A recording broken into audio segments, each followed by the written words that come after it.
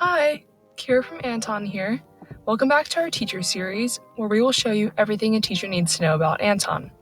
Today, I'm going to show you how to add students to your classroom who already have Anton accounts.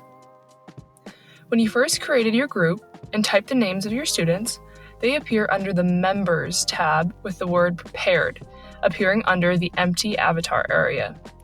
To add a student to your classroom who already has an Anton account, you will need the 8-digit code you generated for the student in your teacher account. To access this code, you will either select the student's prepared account, where you will find the code here, or you can click back to the group homepage and select the Print button in the upper right corner.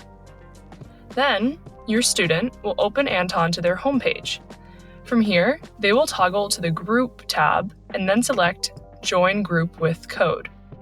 The 8-digit code you generated for your student in your teacher account can be entered here now.